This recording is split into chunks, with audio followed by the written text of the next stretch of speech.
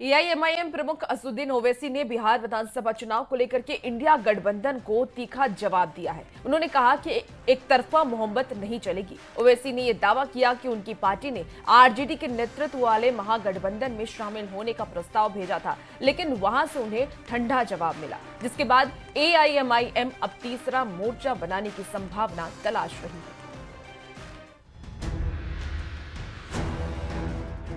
बिहार में विधानसभा चुनाव को लेकर सियासी सरगर्मी तेज है। ओवैसी की पार्टी एआईएमआईएम ने लालू प्रसाद समेत महागठबंधन के सभी दलों को चिट्ठी भेजकर महागठबंधन में शामिल होने की इच्छा जताई थी। एआईएमआईएम का कहना था कि इससे सेक्युलर वोटों का बंटवारा नहीं होगा, लेकिन अब चिट्ठी का कोई जवाब नहीं मिलने के बाद एआईएमआईएम महागठबंधन से खफा दिख रहा है। चिट्ठी का कोई जवाब नहीं मिलने पर ओवैसी ने कहा, एक तरफा मोहब्बत नहीं चलेगी। तरफा मोहब्बत नहीं होती है सियासत में।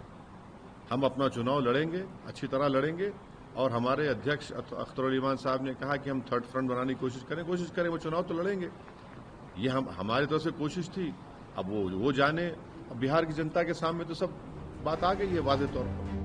ओवैसी के एक तरफा मोहब्बत नहीं चलेगी वाले बयान पर राजनीतिक बयानबाजी तेज है। एनडीए के नेता जहां तंज कस रहे हैं, तो आरजेडी के नेता कहते हैं कि असदुद्दीन ओवैसी बीजेपी की बी टीम है। जो लोग इस तरह का बयान दे रहे हैं, वो कहीं न कहीं सांप्रदायिक शक्तियों को फायदे पहुंचाने के लिए कर रहे हैं, और ट्रैक रिकॉर्ड जो उनका रहा है, ये तो सबको पता है कि बीजेपी की बी टीम बनकर काम करते रहे हैं। ओवैसी जी के चेहरे का नकाब वैसे भी खुल चुका है। ये देश जान चुका है कि ओवैसी किनके एजेंडे पे काम करते हैं। ओवैसी जी, भाई तेजस्वी जी आपको महागठबंधन में शामिल करेंगे कि नहीं करेंगे, ये आप दोनों के बीच का मामला है। हम तो बस इतना जानते हैं, बिहार में आपका कोई वजूद नहीं है। ओवैसी एक तरफा मोहब्बत करे, दो तरफा करे, मन हो तो तीन तरफा भी कर ले, कोई फर्क नहीं पड़ता साहब। भाजपा का एक ही मिशन है कि एनडीए के साथ मिलकर के बिहार में समावेशी शासन स्थापित करना। ओवैसी की पार्टी एआईएमआईएम ने चिट्ठी भेजकर महागठबंधन में शामिल होने की इच्छा जताई थी, लेकिन महागठबंधन ने ओवैसी को कोई अहमियत नहीं दी।